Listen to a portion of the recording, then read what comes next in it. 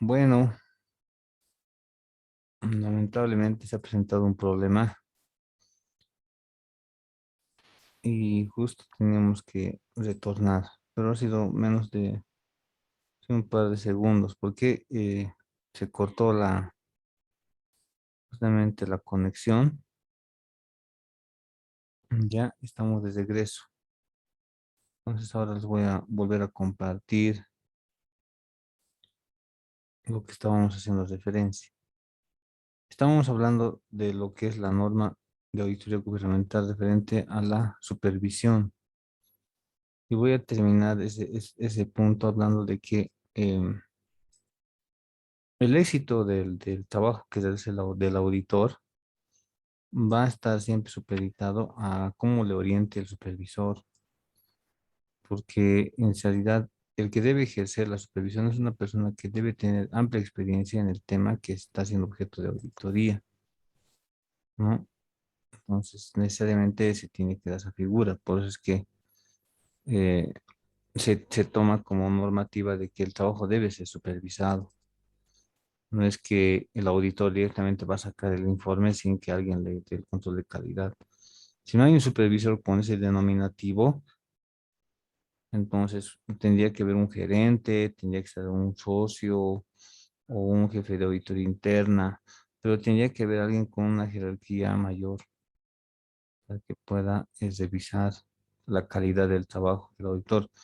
Pero eso implica también de que en el curso del examen también pues le vaya controlando, le vaya orientando, ¿no? Bien, entonces vamos a retornar a la plantilla que estamos haciendo referencia, que ahí está, ya. Bueno, ahora sí pasamos a lo que es la evidencia, que es una normativa muy relevante. Ya, la evidencia implica esa certeza manifiesta de la cual nadie debería dudar. La certeza manifiesta, eso tiene que ver mucho con la información y comunicación que el auditor toma como el elemento indispensable que sustenta su trabajo realizado, ¿no? Ya tanto en auditoría financiera como operativa, como auditoría ambiental, eh, puede variar el tipo de evidencia que puede recoger el auditor, o sea, puede ser desde una testimonial, puede llegar hasta inclusive una auditoría informática, mejor dicho, una evidencia informática que puede recogerse de las aplicaciones que están empleando, digamos, ¿no? Las diferentes instituciones públicas.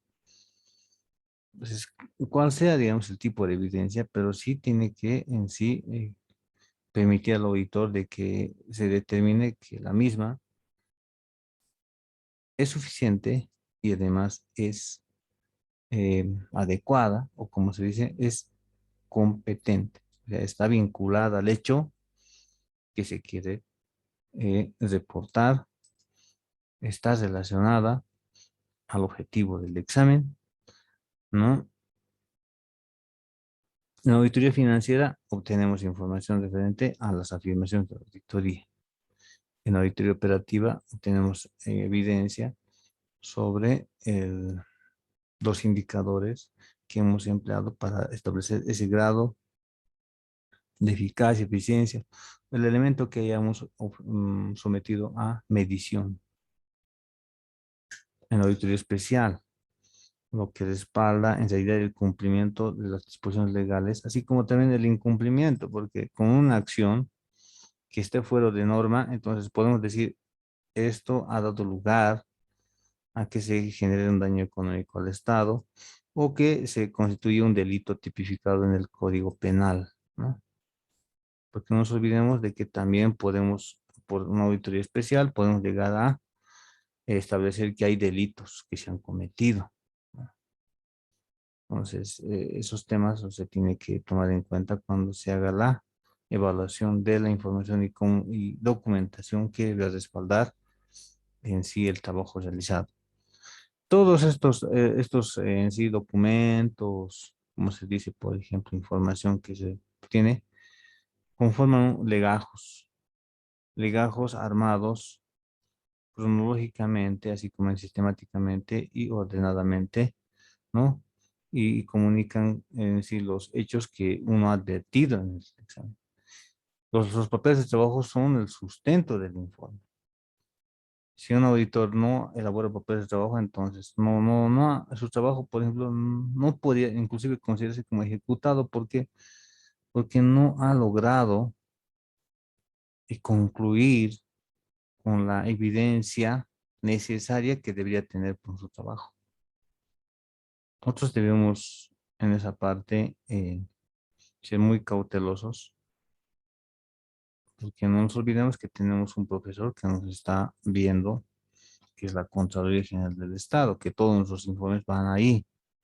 Entonces, si van ahí todos los informes, entonces nos van a tomar examen. Pues. O sea, tú vas a entregar tu prueba escrita, eres el alumno, lo mandas al profesor y el profesor es el que te hace la evaluación.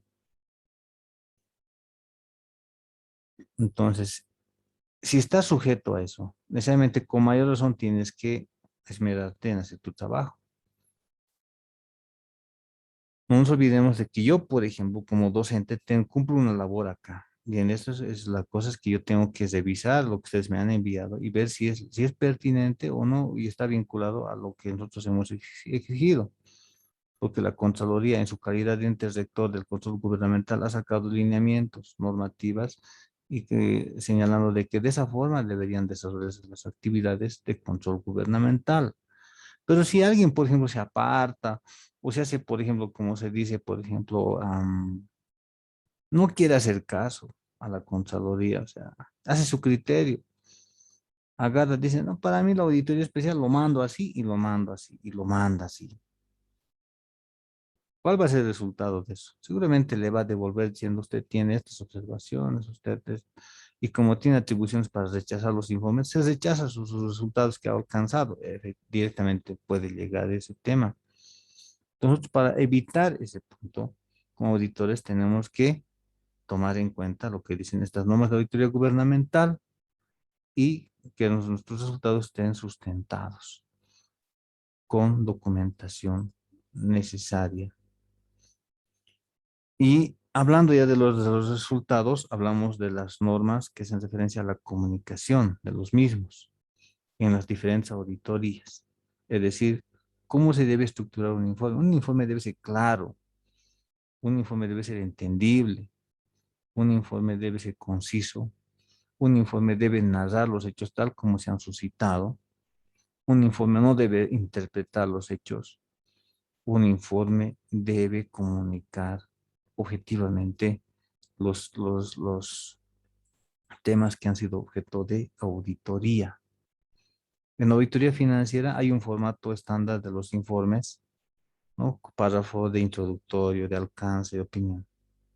En auditoría operativa también das un formato, ¿no? Tiene que tener objetivo, tiene que tener objeto, tiene que tener alcance, tiene que tener metodología, tiene que tener, por ejemplo, una capítulo de resultados, conclusiones, recomendaciones. Ya define.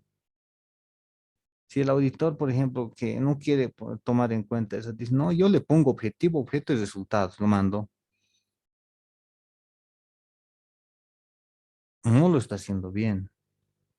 Seguramente su puntaje no será como el que él tal vez estima que un puntaje alto le van a dar, le van a aprobar su informe. Tal vez no va a ser así, porque de entrada nomás está generando un incumplimiento de estas normas, que son disposiciones legales, que tienen fuerza de ley. ¿Por qué razón? Porque son emitidas bajo las atribuciones que le ha dado la Constitución Política del Estado. Tiene un decreto supremo que ha aprobado un reglamento para que ejerza, digamos, la autoridad de auditoría del Estado boliviano. Entonces, es relevante que nosotros, por ejemplo, tomemos en cuenta esa figura.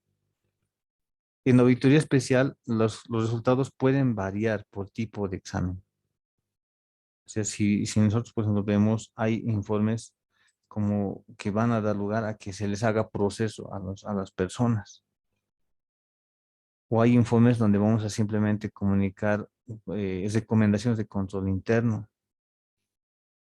Va a variar por el tipo de indicios que existen. ¿no? O finalmente les felicitaremos diciendo, ustedes habían cumplido con la norma, ¿no? De acuerdo a nuestro procedimiento de auditoría, hemos advertido de que no se ha vulnerado nada sobre este proceso. Eso también lo permite la norma de auditoría especial, ¿no? Pero ojo, para asegurarse que se ha dado de esa forma, el auditor tenía que haber agotado todas las instancias, todos los medios para poder llegar a esa conclusión. Caso contrario, de hecho, puede ser hasta objeto de proceso, porque no nos olvidemos de que hay recursos públicos en medio de esos y evidentemente si no reporta con objetividad, será pues objeto de proceso que evidentemente algunos colegas ya han sido parte de eso, de esa sanción, porque el grado de relevancia de la omisión hace de que uno tenga que eh, llegar a esos extremos.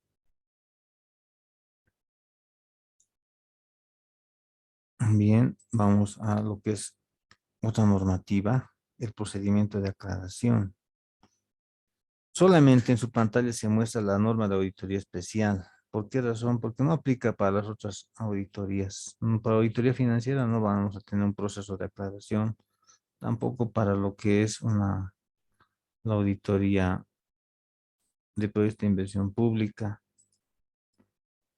Entonces, hay puntos que en sí aplican para otros, pero para otros no también, ¿no? Entonces, eso nos tenemos que ver cuando estemos, por ejemplo, desarrollando em, la actividad de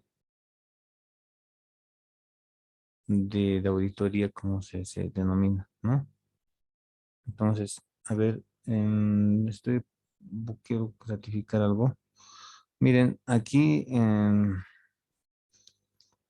la 236 también hay, por ejemplo, lo que es el proceso de aclaración, y eso tiene que ver con la norma de auditoría operacional. Vamos a añadir a la plantilla, perdón, esa plantilla. Aquí, por ejemplo, tiene que haber otra que es la norma 236, que también es proceso de aclaración, pero que es parte de la norma de auditoría operacional. ¿Qué implica? ¿Qué dice esta normativa? Dice que los involucrados tienen derecho, por ejemplo, a presentar sus descargos. Tienen derecho a que se le pueda comunicar em, los resultados que ha obtenido el auditor de su examen. Entonces, el involucrado, en base al conocimiento que tiene del informe del auditor, lo que hace es presentar documentos, información de lo que en sí él considera de que no debería, por tal situación, ser parte de los involucrados. Esta norma hace referencia de que es el proceso de recepcionar, analizar y establecer la suficiencia de de aquellos documentos que han sido presentados por los presuntos involucrados. Este análisis no debe ser aislado, sino que tiene que tener el apoyo de la parte jurídica. O sea, la parte jurídica también tiene que apoyar para ver si es pertinente o no, digamos, esa información que están enviando los involucrados, ¿no?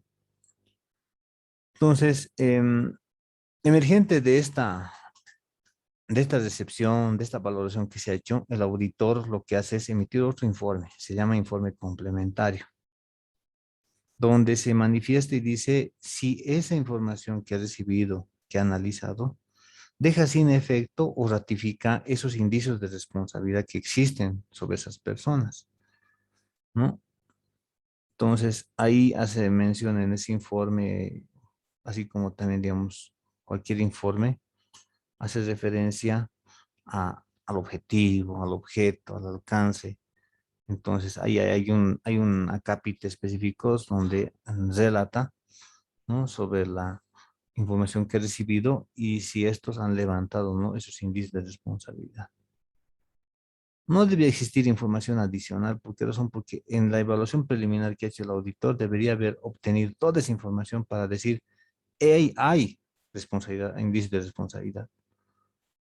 Porque si da lugar a que esté llegando el involucrado con sus papeles, entonces quiere decir que el auditor tampoco ha efectuado pruebas em, suficientes para poder llegar a emitir un pronunciamiento, porque después hasta puede ser objeto de representación en las instancias judiciales. Ya, eso en cuanto a lo que es el proceso de aclaración.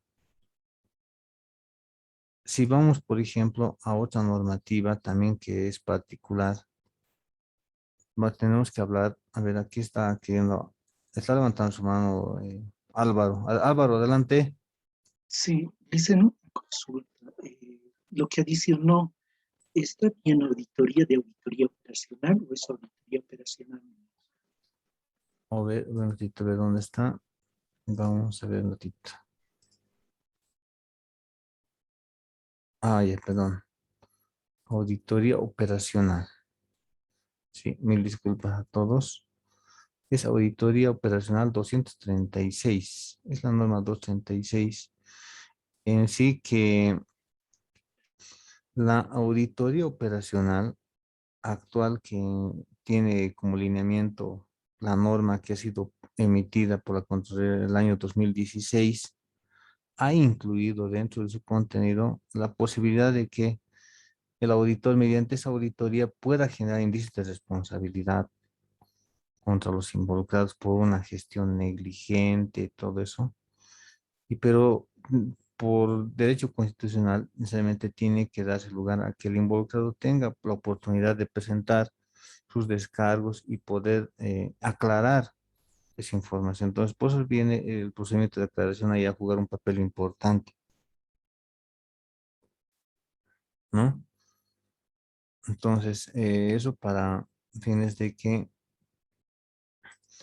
tenga claro. Ahora, hay otra norma que es la de economía. Esta aplica solamente para auditoría especial. ¿Por qué razón? Tenemos que determinar como auditores el costo-beneficio del examen que queremos realizar en cuanto a recuperar recursos. Me refiero a que si nosotros, por ejemplo, recibimos una denuncia o sabemos que hay actos irregulares dentro de una institución pública, como auditores nos mandan, nos llegan informes técnicos donde dicen, mire señor, este auto se ha sido chocado, y el encargado de mantenimiento no le ha dado, por ejemplo, la atención correspondiente. Entonces, el auditor empieza a cuantificar, dice, ¿cuánto es el daño económico que ha ocasionado esta persona por la omisión que ha generado, digamos, que ha dado lugar? Entonces, al final, pues, si son 10.000 bolivianos que en sí tenemos que cubrir, o alguien ha cubierto, la institución ya ha cubierto, ya lo ha hecho reparar el vehículo, pero hay que generarle cargo porque el de mantenimiento debía haber hecho ese trabajo, valor de 10.000. Entonces el auditor dice, ¿cuánto tiempo me va a tomar a mí? Entonces tengo un sueldo de 6.000, va a ver mi gerente, tiene un sueldo de 10.000. Dice, va a ser por demás.